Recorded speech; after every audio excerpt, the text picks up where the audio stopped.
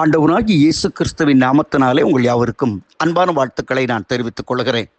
மற்றொரு இனிய காலை பொழுதிலே உங்களை சந்திப்பதில் மிகுந்த மகிழ்ச்சி. இந்த நாள் உங்களுக்கு ஆசீர்வாதமாய் இருப்பதாக.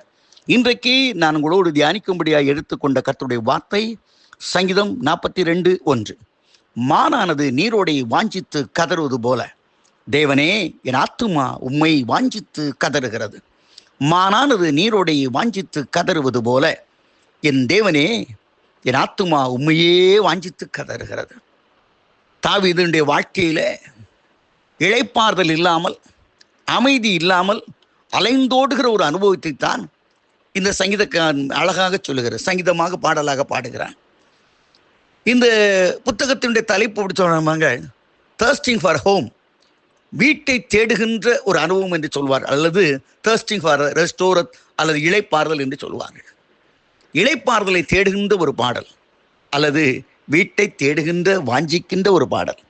இப்பொழுது எல்லாவற்றையும் விட்டு புரிந்து வாழுகின்ற தாவீதுடைய அனுபவத்தை நாம் பார்க்கிறோம். அவன் தன்னுடைய அனுபவத்தை அவன் சொல்லும்பொழுது சொல்லுகிறான், மானானது நீரோடை வாஞ்சித்து கதறுவது போல. குறிப்பாக மிருகங்களை எடுத்துக்கொள்வோமானால், இந்த மான்கள் மற்ற மிருகங்களை எடுத்துக்கொள்வோமானால், அவர்கள் தங்கள் வாழ்வதற்கான உறைவிடத்தை எப்படி தேடிக்கொள்ளும் என்றால், ஒரு குளத்தையோ அல்லது ஒரு ஏரியையோ அல்லது ஒரு ஆறையோ தங்களுக்கு பவுண்டரியாக வைத்துக்கொண்டு அதை சுற்றி தான் வாழ்ந்து கொண்டு இருப்பார். 1 கிலோமீட்டரோ 2 கிலோமீட்டரோ எல்லாம் முடிச்சுக்கிட்டு அங்கே வந்து தண்ணி குடிச்சுக்கிட்டு அன்றைக்கு இளைப்பாறுதலுக்கு திரும்புவார்கள்.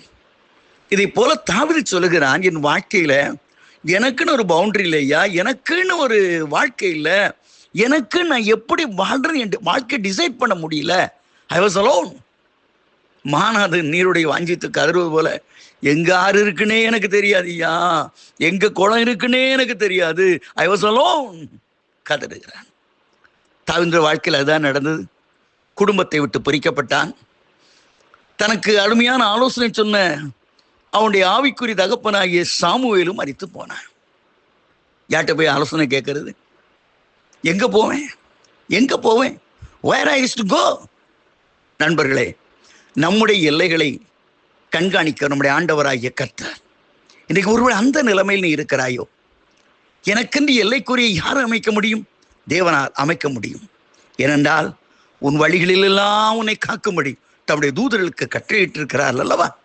உன்னை காப்பார், உன்னை கண்மணி போல பாதுகாப்பார். உனக்கென்று ஒரு எல்லைக்குறியை அவர் வைத்திருக்கிறார்.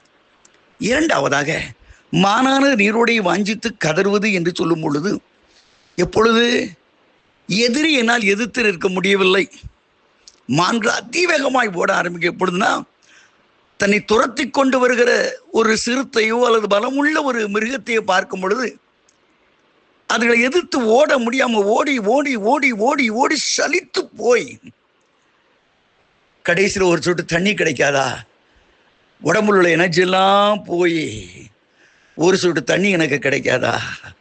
சில மான்கள் அப்படியே மயங்கி விழுந்துடும், சில அப்படி செத்தாலும் பரவாயில்ல நிப்பாட்டிக்கிடும். நண்பர்களே, இதை போல்தான் ஒரு மான் அந்த வேளையிலே கதறும், அபய குரலிடும்.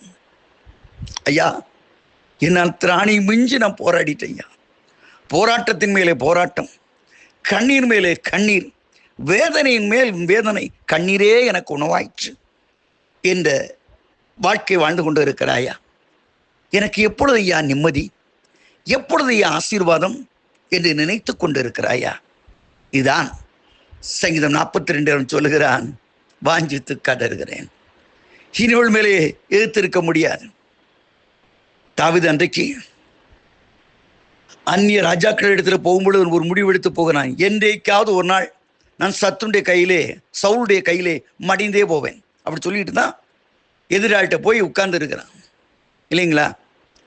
ஏன்னா அவனுக்கு ஒரு நம்பிக்கை இல்லை, வாழ்க்கையில் நம்பிக்கை இல்லை. இதை போல நம்பிக்கை இழந்து போயிருக்கிறாயா? யெகோவா நித்திய கண்மலை, அவர் என்றைக்கும் நம்புங்கள் என்று வேதவசனம் சொல்கிறது. இன்றைக்கு நம்பப்பட தகுந்தவர் ஆண்டவராகிய கர்த்தர். அவர் மேலே உன் நம்பிக்கையை வை, உன் நம்பிக்கை அவர் மேலே பதித்து விடு. இனி என்னால் எதிர்த்து நிற்க முடியாது, இதான் என் வாழ்க்கை, ஒரு 5 மாத்திரை போட்டோமா படுத்தோமா இதான் என் வாழ்க்கை அப்படின்னு சோர்ந்து போயிருக்கிறியா? உன்னை கால வேளையில் கர்த்தர் திடப்படுத்துகிறார், உனக்கு ஒரு நம்பிக்கை ஊட்டுகிறார். கலங்காதே என்று சொல்லி ஆண்டவர் மேலே நம்பிக்கை வை. மூன்றாவதாக, மானானது நீரோடை வாஞ்சித்து கதறும். எதற்காக? தன்னை மறைத்து கொள்ள. இந்த காட்டு நாய்கள் எல்லாம் இருக்கு பார்த்தீங்க, கூட்டமாக வந்துச்சுன்னா இந்த மான்களுடைய நீங்கள் ஒருவேளை நீங்கள் படிச்சு இருக்கலாம், மான்கள் பக்கத்தில் நீரோடைகள் ஏதாவது ஆழமாச்சு நேர உள்ளே போயிடும். போய் மூக்கை மட்டும் மேலே வச்சுக்கிட்டு அப்படியே கண்ணை வச்சு பார்த்துட்டு இருக்கும். ஏன்னா நாயால் உள்ள தண்ணிக்குள்ளே வர முடியாது, ரொம்ப நேரம் அதை துரத்த முடியாது. அது இந்த பக்கம் அந்த பக்கம் ஓட்டின்னு மாட்டிக்கிடுவோம்னு சொல்லியிருக்காது. இதை போல நம்ம போவதற்கு ஒரு புகலிடம் வேண்டும் என்று விரும்புகிறார்கள். கர்த்தருடைய நாமும் பலத்த துருகம், நீதிமான் அதற்குள்ளே ஓடி சுகமாயிருப்பான்.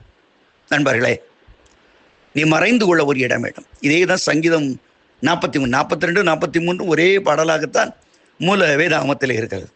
அவன் சொல்லுகிறான், கர்த்தாவே எனக்கு ஆனந்த சந்தோஷமானவரே, உன் ஆலயத்துக்கு வர முடியல, ஆண்டவரே உம்முடைய வெளிச்சத்தையும் சத்தியத்தையும் எனக்கு அனுப்பும், அப்பொழுது நான் இளைப்பாறுவேன் என்று சொல்லுகிறான்.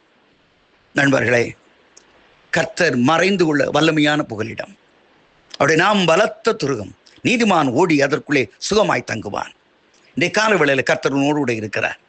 அவை தான் தாவீதின் சங்கீதத்தை முடிக்கும் பொழுது, என் ஆத்துமாவே நீ ஏன் கலங்குகிறாய், நீ ஏன் தியங்குகிறாய், உன் ரட்சிப்பின் தேவனோய் காத்திரு, அவர் நீ நம்புகிறது அவராலே வரும். இன்றைக்கு நான் சொல்லுகிறேன், உன் கதறுதல்களையும் உன் ஏக்கங்களையும் கர்த்தர் அறிந்திருக்கிறார். நிச்சயமாக எல்லாவற்றையும் நிறைவேற்றி உன் கண்ணீரை துடைப்பார். அப்படிப்பட்ட இன்ப நாளாக இருக்க கர்த்தர் அருள் செய்வாராக. ஆமேன், ஆமேன், ஆமேன்.